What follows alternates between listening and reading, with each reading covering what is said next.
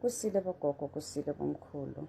Makhosi amakhulu ngiyabingelela. Undaba ezitha ngitawu yalihaha inkosazane yamanzi eza nemvula. Dala sagcinana balaleli. Ngithemba ukuthi unyaka socale kahle, konke kuhamba kahle. uNkulunkulu abe nathi asibusise kulo nyaka. Namhlanje ngizokhuluma ngento ebaluleke kakhulu. I don't wanna be long, but ngizoyisho nje kamfishane. Not wonke umuntu kumele akhwaze idlozi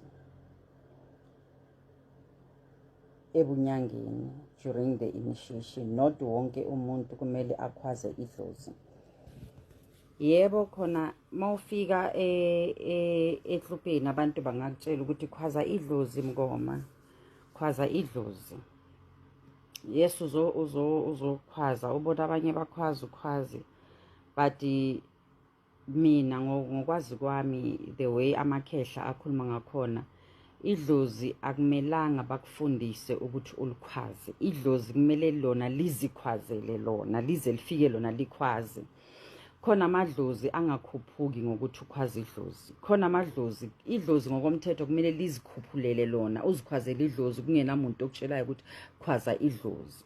Sometimes uzothi uthi uhleli nje malifuna ukukhwazeka idlozi kumele lizikhuphukele lona, angazi ukuthi niyangizwa na. Noma ungahlala idlozi kumele lizikhuphukele lona ulikhwaze, lisuke selifuna ukukhuluma. Noma uhamba noma uyenzani idlozi kumele mawuyisangoma idlozi kumele liziphumele lona. Akusho ukuthi manje mawuyobulisa ugobela wakho kumele ukhwaze idlozi bese uyambulisa.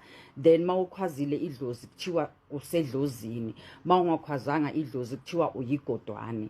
That's why abantu abaningi babona ngathi ubungoma it's a fake, it's an acting, because now siba forced ukuthi bakhwaze idlozi lingekho. Idlozi kunabantu ababutholayo ubungoma bu-broad. Sinamalopo, sinehosana, sinondara yini undaramani abothokoza, sinamakhosi nokunye. Angeke manje uforced ukuthi umuntu akhwaze idlozi. Kakhulu thina hosana idlozi asilikhwazi, idlozi liyaziphumela. Amakhosi idlozi asilikhwazi, idlozi liyaziphumela. Malifuna ukukhwazeka lizozikhwazela lona, kunamuntu ozoku-instruct ukuthi khwaza idlozi. Idlozi akumelanga wena uliforced ukuthi liphume, kumele lize liziphumele lona. Angazi ukuthi nangizwa na. Nalento leyo ukuthi umuntu thiwa umuntu uyagajelwa ukuthi kuphume igama. Ayikho leyo nto leyo bogogo. Ayikho leyo nto leyo, ngoba singakushayela kuze kuphela 10 days sikushayela. Idlozi malanga akafuni ukukhuluma, alifuni ukukhuluma. Abantwana abangena kimi ngiyabatshela ukuthi idlozi kumele lizifikele kuwe. It's either ngezibonakaliso or ngezinto likutshele wena ukuthi ungubani. Ayikho lento ukuthi sizofakela ibaso lapha bese sikushayela idlozi bese liyakhuluma ukuthi mina nguzibani bani. Cha, asike siyene emaqinisweni. Yes bakhona abanye abantu bogogo makagajelwa akhulume, but it's not one size fits all. It's not one size fits all. Amanye amadlozi eza kuwe ulele akutshela ukuthi ubani, amanye eza ngokuqabanga igama elihlala limemeza kuwe engqondweni ukuthi ubani.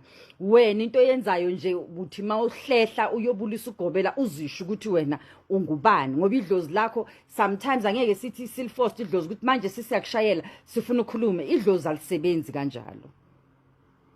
Not wonke amadlozi ayalikhwaza idlozi. Number 1, noma ungayenza umndawo kaNdaramani ungangitsheli ngokuthi ihloko lithini.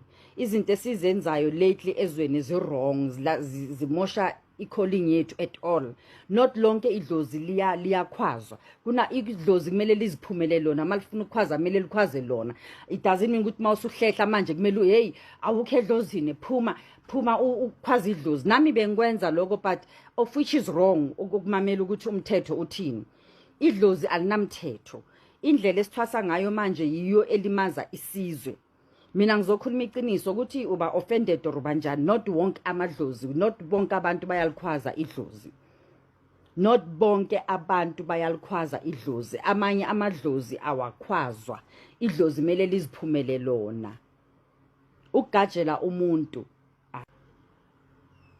njoba ngishilo ukuthi amanye amadlozi awagajelwa ngoba number 1 idlozi angeke uliforce ukuthi likhulume and lithatha isikhathi salo ukuthi likhulume, especially mawusuka uyingane uyakwagobela laba bakubonise khona uyothatha ubukhosi. Amanye amadlozi anokuhlehla aqala, and mawahlehla let's say wabona uwaphupha on a daily basis ungakafiki la kumele uyokhula khona.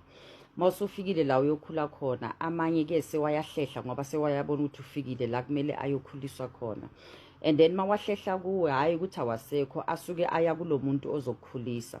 Ubone kancane kancane ugobela uzozathi hayi ngiphuphe bakini bathi or ebakini bathi manje, noma sometimes we are not all dreamers, abakini manje sebathi so yilento engishoyo ukuthi sometimes ungawari wena, yes kumele uphuphe kodwa angeke kusaba yinto ya everyday ngoba mawuphupha ungakangeni ehlokweni basuke bakukhombisa ukuthi wena you are spiritual, wena uhamba nabo bani.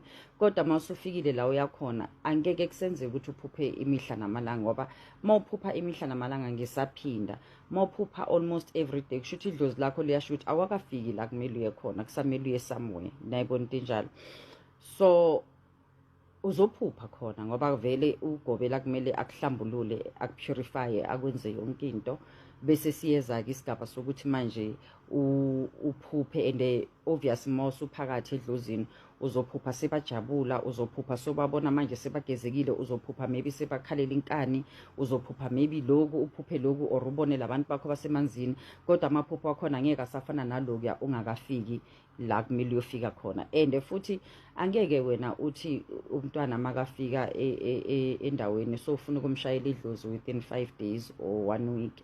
Lo muntu lo number 1 phela mawusedlozini number 1 kunamaqala generational cases and nawo amaqala yonke lento le. Ugobela umelaphi wendabuko singathi ugobela okay yeah imento yakho ugobela mela aqale a-check eqala a-check ukuthi yini lo mthwalo oza nawo phezulu kwedlozi lakho, ngoba hayi ukuthi masithwasa sonke basuke bathi hayi hamba uba umelaphi wendabuko. Sometimes uyathwasa to pay off i-debt reincarnation yalo muntu owakuthuma emhlabeni ukuthi ube khona, ukuthi okay mina mhlambe azange ngathwasa idlozi kodwa benginedlozi, siyacela ukuthi uyosithwasela umoya so ukuthi lento iphole kahle ngoba mina ngicedanga ngayeke ukuthwasa, kodwa wena i-calling yakho sikufuna la. Mhlambe wena umakhosi ngapha unondaramani, thothi undaramani isikwelede uyasiceda, kodwa wena ifocus yakho kuzoba umakhosi ngoba phela mawumuntu kuba ne-maternity kube ne-paternity futhi, so umuntu akahambi nedlozi eli-1 regardless ukuthi abazali bakho bathelene ngenyongo or kanjani.